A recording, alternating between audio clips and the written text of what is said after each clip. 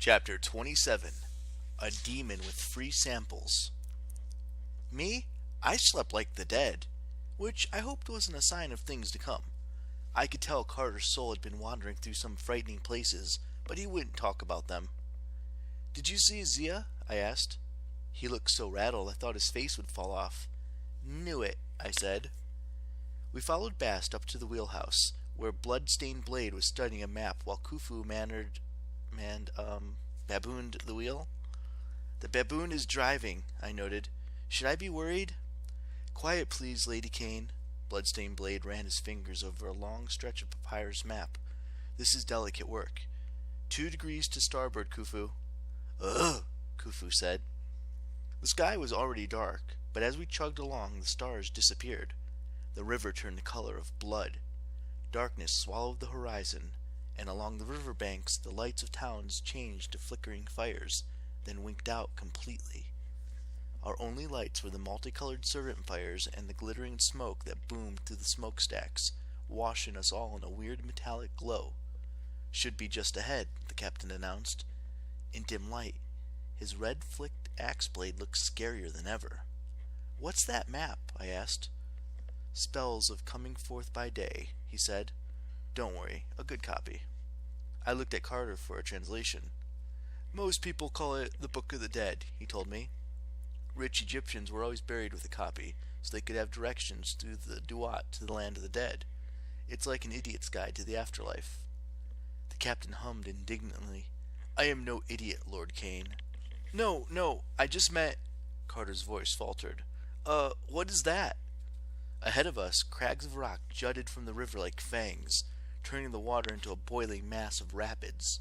"The first cataract," Bloodstained Blade announced. "Hold on." Khufu pushed the wheel to the left, and the steamboat skidded sideways, shooting between 2 rocky spires with only centimeters to spare. I'm not much of a screamer, but I'll really admit that I screamed my head off that time. "And don't look at me like that, Carter. You weren't much better."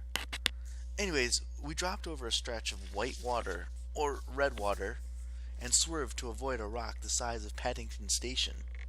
The steamboat made 2 more suicidal turns between boulders, did a 360 spin towards a swirling vortex, launched over a 10-meter waterfall, and came crashing down so hard my ears popped like gunshot. We continued downstream as if nothing had happened, the roar of the rapids fading behind us. I don't like cataracts, I decided. Are there more? "Not as large, thankfully," said Bast, who was also looking seasick. "We've crossed over into..." "The land of the dead," Carter finished. He pointed to the shore, which was shrouded in mist.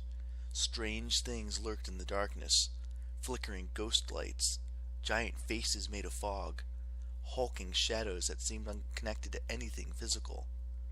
Along the riverbanks, old bones dragged themselves through the mud, linking with one another in patterns.